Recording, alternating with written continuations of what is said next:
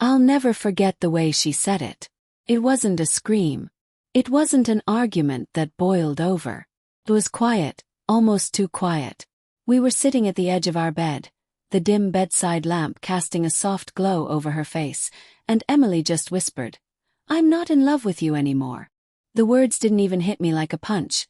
They slipped in like a blade between my ribs, so smooth and sharp I almost didn't feel it until the ache spread through my chest. For a few seconds, all I could hear was the hum of the heater and the faint tick of the clock on the dresser. I stared at her, waiting for her to laugh, to shake her head and say it was some cruel joke, or maybe that she was angry and didn't mean it. But she didn't. Her eyes were clear. Steady. Too steady. "Emily." My throat felt like sandpaper. "What did you just say?"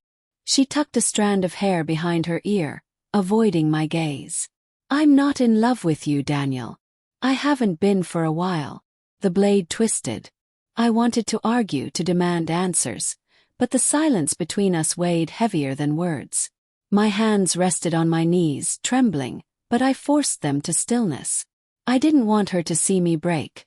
Not yet. "Then why are you here?" asked finally. My voice sounded foreign, too calm for the storm in my chest. Her lips parted, but hesitation flickered in her eyes. And in that hesitation I saw it, the guilt. There was someone else. The long night. I didn't press her that night. Couldn't. She went to bed after that confession, curling away from me like I was a stranger. I sat in the living room with a glass of water, staring at the darkened TV screen until the numbers on the clock blurred. My thoughts tangled into knots I couldn't untie. Had it been weeks, months, years? I replayed every late night she spent at work, every text she quickly cleared from her phone, every sudden distance in her touch. All the signs I convinced myself weren't real came rushing back like ghosts.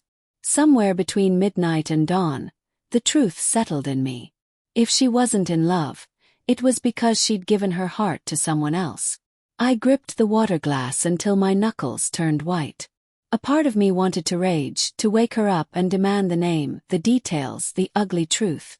But another part, the part that had been slowly dying inside me these past months, knew that wouldn't change anything. If love was gone, no amount of begging would bring it back.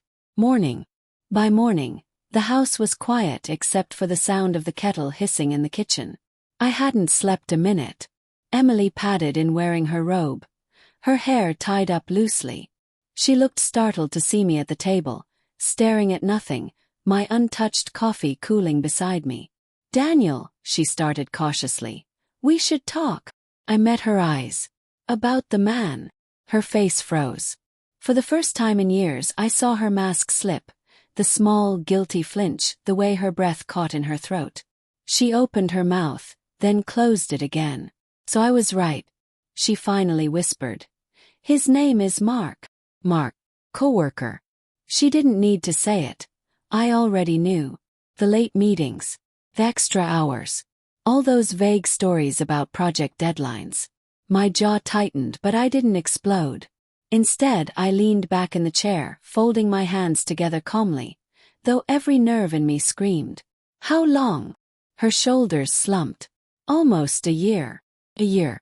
While I kissed her goodnight, while I paid the mortgage, while I dreamed of children, she was giving herself to someone else. I felt a wave of nausea. My quiet response. I didn't shout. I didn't cry. I didn't throw things like the movies tell you men do.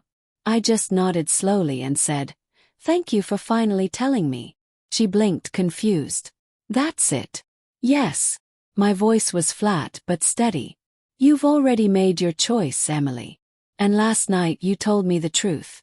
I'm not going to beg for what you've already given away." Her face fell, a flicker of panic crossing her features. She expected anger.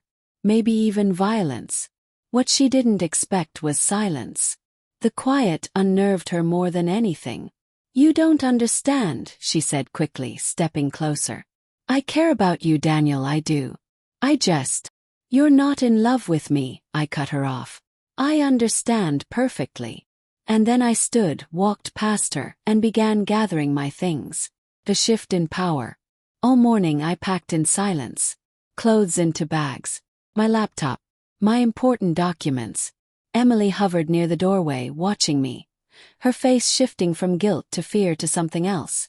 Uncertainty. "Where are you going?" she asked finally. "My brother's," I said simply. "You can't just leave like this." "Can't I?" I paused, meeting her eyes. "Emily, you already left me. I'm just catching up." Her lips trembled, but no words came. The mood in the house shifted like a storm front rolling in. The woman who confessed she didn't love me anymore now looked terrified of losing me completely. The reckoning. By noon I had everything I needed. I stood at the door with my bag slung over my shoulder. Emily reached out as if to stop me. "Daniel, please," she whispered. "Don't do this like it means nothing. We've built a life together." I let out a humorless laugh. "A life you decided to share with someone else." Tears welled in her eyes, but I was past breaking. "You told me last night you weren't in love with me," I reminded her. "You wanted the truth out, Emily. And now it is." Her silence told me everything. "Open the door." But before I left, I turned back one last time and said quietly, "One day, you'll realize that love isn't just a feeling you chase when things get dull. It's what you choose to protect when temptation comes. And you chose wrong." The door clicked shut behind me, and for the first time in months, the weight lifted from my chest. Aftermath. The days that followed weren't easy.